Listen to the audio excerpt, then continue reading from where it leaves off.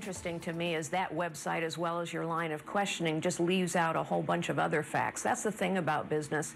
Facts and numbers and results actually count. It's not just about words as it is in politics. And well, so then, I managed Hewlett-Packard through. Why did they fire you? I managed Hewlett-Packard through the worst technology recession in 25 years. And yes, indeed, some tough calls were necessary.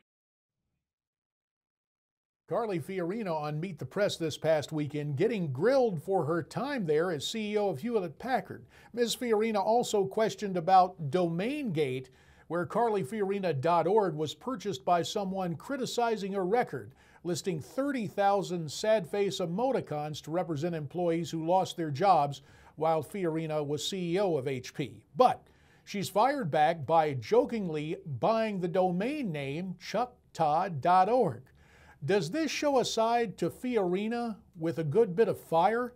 For more, let's bring in the self-described chicks on the right, Miriam Weaver and Amy Jo Clark. Not only radio talk show hosts, they're also author of the book, Right for a Reason, Life, Liberty, and a Crap Load of Common Sense. You gotta love that subtitle. Miriam, yes. Your thoughts on Carly. Does this show someone who always has an answer for every question?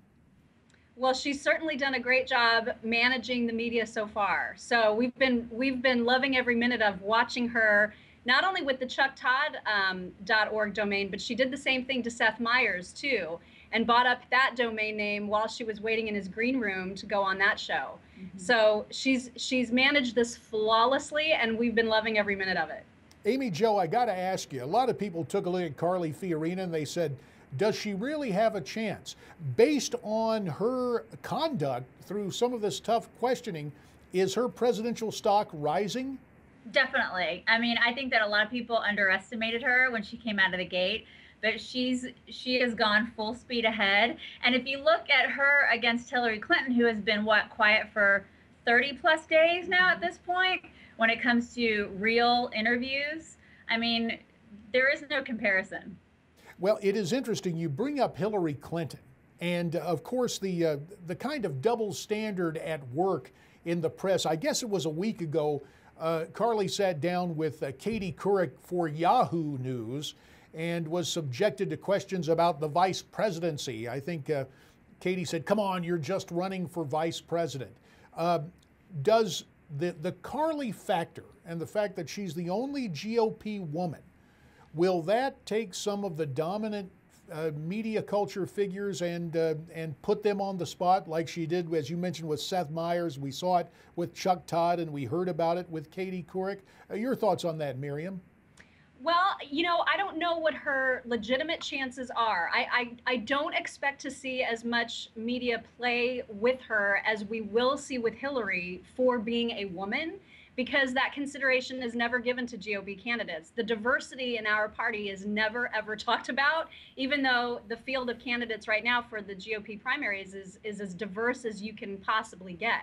And I don't think that will get talked about nearly enough to the amount that it deserves to be talked about. Whereas it seems like with Hillary's campaign, people are voting for her because she's a woman. In fact, we've written about that quite a bit on our site.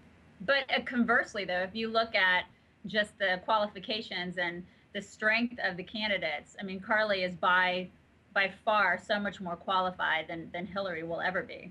Amy Jo, there was a different reaction when Rand Paul took issue with some of his questioners on television. He actually got bad press, but it seems the reverse is true for Carly. What is Carly Fiorina doing right in mixing it up with members of the media, and perhaps Rand Paul doing wrong? I think that Carly's doing it with a bit of a sense of humor and humility, and she's kind of getting her jabs in just in a funny way, and she's doing it playfully. I think Rand, not saying that he didn't do it, I don't know, maybe he did it just in a more abrasive way, and it struck the wrong chord right off the bat, perhaps. Yeah. And so, I think that Rand is really irritated with the media, as all GOP candidates are, and rightfully so. But I think that if he did it in a more playful way, perhaps it wouldn't have gone over as badly. Carly seems to be beating them at their own game. Absolutely, without question. Final 30 seconds, 15 seconds to you both. First, we'll start with Amy Jo. Can Carly Fiorina win over GOP women in a block and make a difference in this fight for the nomination? Absolutely. It can totally happen. Anything can happen at this point. And what about it, Miriam? Yeah, I agree. I think it's really, really early, and the best of Carly, I think, is still yet to come. Mm-hmm. Well, also yet to come, more visits with the chicks on the right. For now, to Miriam Weaver and Amy Jo Clark, we thank you for your time. And again, the great name of their book is Right for a Reason: Life, Liberty, and a Crap Load of Common Sense. Ladies, thanks for sharing your common sense with us tonight on Newsmax Prime. Thank you so much. Newsmax Prime will continue right after this.